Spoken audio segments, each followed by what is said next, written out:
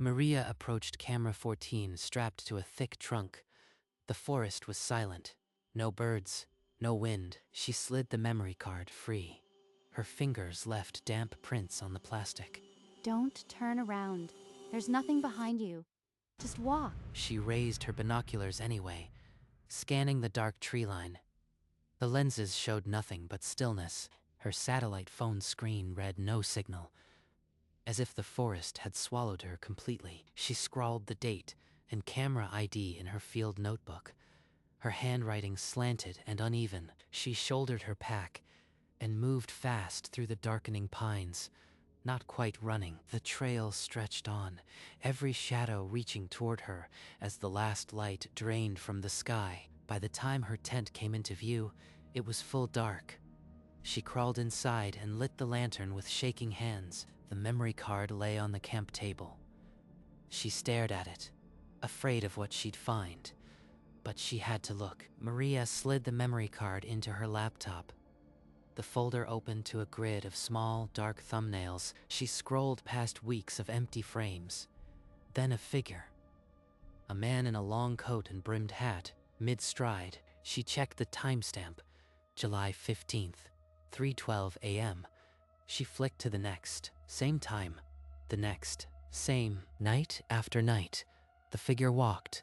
31 captures in a row, all at 3:12 a.m. Maria scrolled to the earliest file. The date read July 14th, 3:12 a.m. She yanked her field notebook from her pack. The ink on the last page read, Camera 14 installed July 14th, 9 a.m. That is impossible. I installed the camera 6 hours after this was taken. She checked the metadata. The timestamps were consistent. No power loss, no reboot. The camera simply recorded what was there. The lantern hissed. Wind pressed against the tent. Out there, the trail lay dark and waiting. Maria sat frozen, the impossible truth burning into her retinas. The man walked the trail before the camera even existed there. She grabbed the satellite radio. The handset felt heavy in her grip. Dispatch. This is Delgado at Survey Grid 14. I have an anomaly I need to report. The voice that crackled back was calm, almost dismissive. Bring the card to the station. We'll review it here. She didn't argue. She powered down the laptop, zipped the memory card into her vest pocket, and started stuffing gear. The memory card lay against her ribs like a hot coal. She swore she could feel the resonance of footsteps stored inside. The tent collapsed with a hiss of nylon. She buckled the pack, testing the weight. She switched on her headlamp and started hiking. The beam cut a narrow tunnel through the night. 14 miles to the trailhead. Every step carrying a piece of evidence that shouldn't exist. She didn't look back. The forest had given her enough for one night. By first light, her SUV was in sight. She practically fell into the driver's seat. Maria drove through the cold morning to the ranger station, a low building under dripping pines. She sat in the lot, memory card clenched in her fist. Delgado, you sound like you saw something out there. She placed the memory card on his desk. He plugged it into his computer, the screen filling with the familiar night vision grid. Same time every night, but the first one, July 14th, 3:12 a.m. Your notes say you deployed at 9.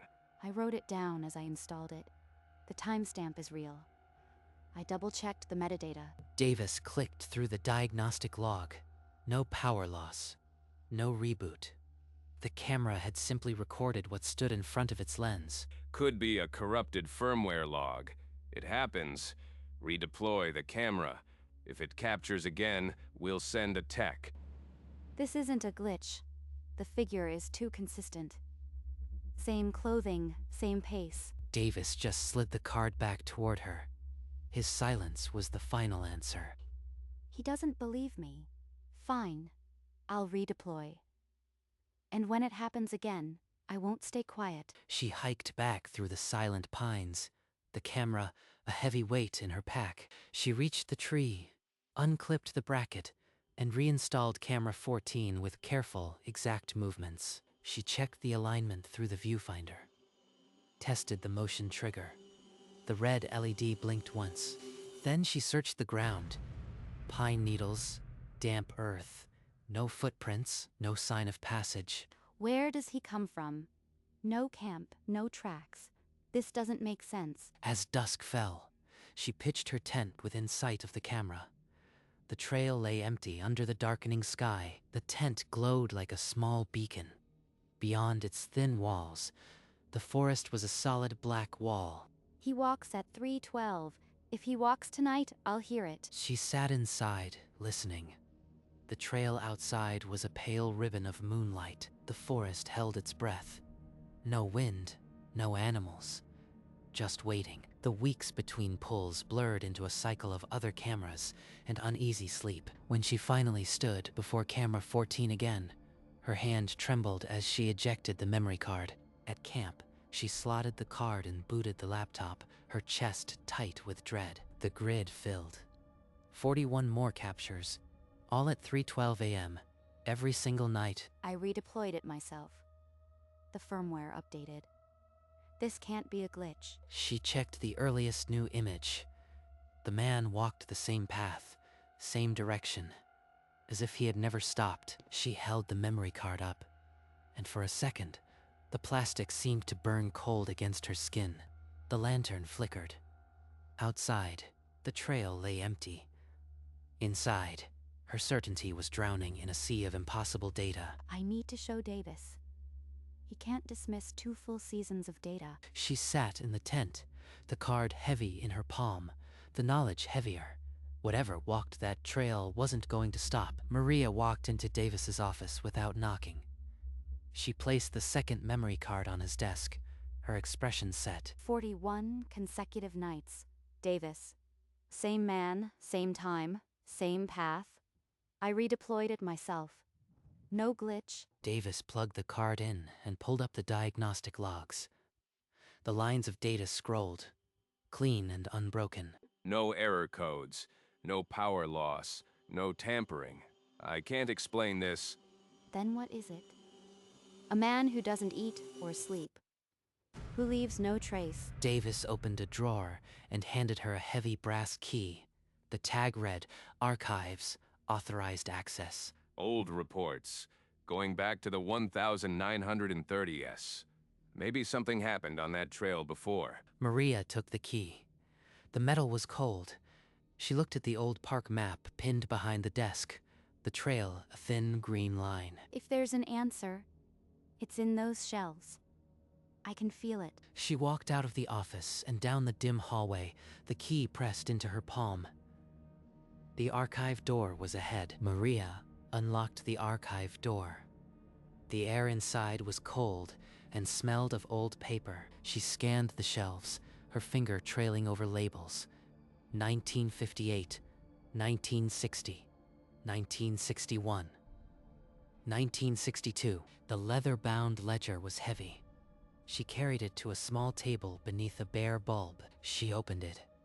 The typed entries were faded, but legible. Incident reports, patrol logs. Her finger stopped on an entry dated August 19th, 1962. The words jumped out at her. Ranger sighting of unknown man on trail 14. Dark canvas coat, brimmed hat, no pack. Below the text, a hand-drawn portrait filled the bottom third of the page. The hat brim cast a deep shadow where the face should have been. The coat collar matched exactly. The posture, the stride, the clothing. It's the same man. Exactly. She stood frozen, the brittle paper shaking in her hands. She wasn't the first to see him. Maria carried the report back to Davis's office. She didn't bother knocking this time. She placed the open ledger beside her laptop, the screen still showing a recent capture of the walker. Look at this. August 19th, 1962. A ranger saw the same man, same coat, same hat, same trail. Davis glanced back and forth between the screen and the yellowed paper. The resemblance was unmistakable. The posture, the hat, the shadowed face. It matches every capture you have. Davis sank into his chair. The lines on his face seemed deeper than before. I've heard the old ranger stories. A ghost or a hermit walking that section. I never took them seriously. 61 years, Davis. Your glitch theory just got a lot weaker. Outside the window, the mountain loomed. Inside, they sat in the heavy silence of shared dread. There's something on that trail. There always has been. 2 days after the archive, Maria shouldered her pack for the final hike of the season. The weight felt familiar, but heavier. She moved through the other camera sites quickly, pulling cards with practiced efficiency. Her mind fixed on the one she dreaded. Every step toward 14 sent a chill deeper than the mountain cold. The forest had gone deathly silent. No birdsong, no rustle of leaves. A prickle crawled up her neck. She was being watched. She paused at the old trail marker, the junction where the path narrowed and the canopy closed in. He'll be on the card. He's always there. But this time, will I see him? She checked her sat phone. No signal. As usual. Just one more pull. Then I can leave this place behind. She started down the final stretch toward camera 14, each footfall a dull thud in the oppressive quiet. Camera 14 came into view, its red LED blinking steadily. The forest around it was muffled, as if holding its breath. A footstep crunched behind her. Close, deliberate, like a heel grinding into gravel. She spun, her flashlight beam carving white arcs through the dark. There was nothing. Only the empty trail. Her hands shook as she ejected the memory card. The plastic felt ice cold. Before pocketing it, she glanced at the camera's LCD. The last image was still displayed. The man stood facing the lens, his hat brim tilted up. Beneath it, a black void where a face should be. He turned. He knows I am here. He's been waiting. She shoved the card into her vest and stumbled away, her boots slipping on damp needles. The forest closed around her, the beam of her headlamp barely piercing the dark. She didn't run, but her pace was desperate. Each step a flight from the silent figure behind the lens. Maria crashed through the tent flap, her chest heaving. She didn't light the lantern. She didn't want to be seen. Forget the contract. Forget the data. I am leaving at first light. She shoved her gear into the pack with frantic, jerky movements, the nylon rustling loud in the silence. She pulled out her field knife and laid it across her lap. The blade caught the red light and glinted. Outside, the wind picked up, whistling through the pines. It sounded almost like breathing. Just the wind. Just the branches. Not him. A twig snapped somewhere deep in the dark. She froze, fingers tightening on the knife handle. She didn't move. She barely breathed. The minutes crawled by, each one heavier than the last. She stared at the zippered flap until her eyes burned. The forest offered no comfort, only the endless waiting. She knew dawn would come. She just didn't know if she would see it. In the deepest hour of night, heavy footsteps crunched outside the tent, slow, deliberate. They circled once, then stopped just behind the nylon. A shadow fell across the fabric, the silhouette of a brimmed hat, the flare of a long coat. Maria's blood turned to ice. He found me. He's standing right there. The footsteps resumed, moving away with the same measured pace. They faded before reaching the tree line. She didn't move. Her knuckles ached around the knife. She stayed like that until the silence felt solid again. No more sounds came. But she didn't sleep. She watched the tent flap, counting heartbeats. He could have come in. Why didn't he? A faint gray light began to seep through the seams. Dawn was breaking, cold and slow. She was still alive, but she would carry this night with her forever. She shouldered her pack and left the tent standing. The essentials were inside. The cards, the notebook, the knife. She left the rest. She didn't look back. Not at the collapsed camp, not at the tree with the camera. The memory card in her pocket burned with every step. 14 miles. Just walk.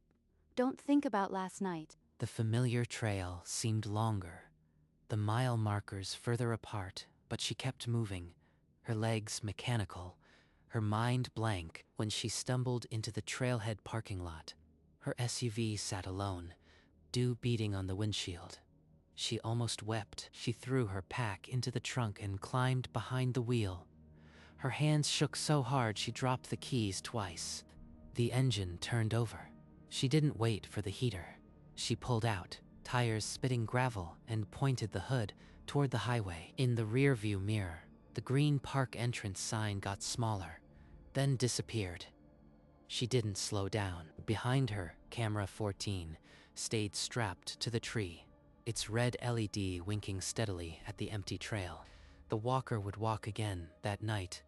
Same pace, same time, but Maria Delgado wouldn't be there to see it. Maria pulled into the ranger station lot and killed the engine. She sat for a moment, then grabbed the duffel of gear. She walked into Davis's office without a word and unzipped the duffel on his desk. The equipment spilled out, notebooks, cables, the camera body. The final memory card is in there. I am done, Davis. I won't be back. Delgado, you can't just abandon the survey. We're halfway through the fiscal year. Halfway. That's enough. That trail doesn't want a biologist. It wants something else. Davis opened his mouth to argue, but then he saw the raw, sleepless anguish in her eyes. He closed it. I'll log the card. You, take care of yourself, Maria. She walked out. The door clicked shut. The office fell silent, except for the hum of the old computer. Davis stared at the memory card on his desk. It lay atop the scattered gear, small and dark. He didn't plug it in yet. He wasn't sure he wanted to see what was on it. That evening, Davis sat alone in the office, the memory card resting in his palm. He finally slotted it into the reader. The folder opened. He scrolled to the last capture and clicked. The screen went black for a second, then filled with grainy green light. The walker stood exactly as Maria had seen him, facing forward, the hat brim lifted. Beneath it, a gaunt face, pale skin stretched over sharp bones, hollow eyes staring directly into the lens. Davis shoved his chair back, the wheels screeching on the linoleum. His hand went to his chest. That is not a living man. He forced himself to return. With trembling fingers, he ejected the card. The plastic clicked loud in the silence. He opened the bottom drawer of his desk, a metal lockbox inside. He placed the card on top of a stack of old reports and locked it. He sat in the dark for a long time, the weight of what he'd seen settling into his bones. Maria hadn't been exaggerating. For 60 years, that thing had walked the trail, and now it had looked back. He stood, turned off the lamp, and left the office, the locked drawer holding its secret in the dark. Weeks later, in her dim apartment, Maria sat awake at 3 in the morning. Sleep never came before dawn anymore. She moved to her desk and opened her laptop. The search bar glowed. She typed 1,930. Olympic National Park missing hiker canvas coat hat. A digitized newspaper clipping surfaced. Port Angeles Tribune, October 1934. Henry Clay, 34, disappeared on a solo trek. Last seen wearing a dark canvas coat, a wide-brimmed hat, and carried no pack. Below the text, a grainy portrait stared up at her. The angle of the hat, the collar, the shadowed eyes, it was him. Henry Clay. He's been out there for 90 years, walking the same trail. She printed the photo and pinned it to her wall beside a still from the trail camera. The clothing matched stitch for shadowed stitch. The investigation board became a shrine to the impossible. Notes, dates, the 1962 report, and at the center, the face of a dead man who never stopped walking. She traced the old trail on a 1934 map, the route marked with an unfamiliar indigenous name, a name that local tribes used for a place of no return. Maria leaned back, the truth settling cold. She had a name. She had a history, but no one would ever believe her. The next morning, Maria drove to the station, a manila envelope of printouts on the passenger seat. She walked in without a word and spread the documents across Davis's desk. The 1934 missing person flyer sat beside the 1962 report. Henry Clay, 1934. Same coat, same hat, same trail. He's been walking it for 90 years. You found a match, but is it the same man? Together they combed the digital archives, searching for any mention of the man in the coat. The pattern emerged slowly, but clearly. Every 30 to 40 years, a sighting was logged. 1934, 1962, 1998. Always on that same stretch of trail. It's a cycle. No explanation, just a recurrence. And now we're part of it. Our camera data just became the next entry in a 100-year log. Davis entered the findings into the system, his face heavy. No recommendation followed. No plan to investigate further. They both looked at the map on the wall. The circled trail, a silent accusation. Neither offered to go back. She sealed her field gear into plastic bins and shoved them into the back of a closet. The park-issued fleece, the notebook, the compass, buried. The memory card from camera 14 went into a kitchen drawer, buried under old batteries and takeout menus. She wanted it out of sight, night after night. She lay in the dark, waiting for the familiar dread. Her bedroom felt too exposed. In her dreams, he stood at the foot of her bed, the hat brim tilted, the coat unmoving. She would wake, gasping. She started leaving the bathroom light on. The door cracked open. The thin beam felt like armor. She checked the locks 3 times before bed. The window stayed closed despite the heat. Once, she caught a smudge in the bathroom mirror and flinched. It was just her own reflection, hollow with sleeplessness. She told no one. Not colleagues, not friends. The story was too insane, too raw. The memory card stayed in the drawer, a dormant seed of nightmare.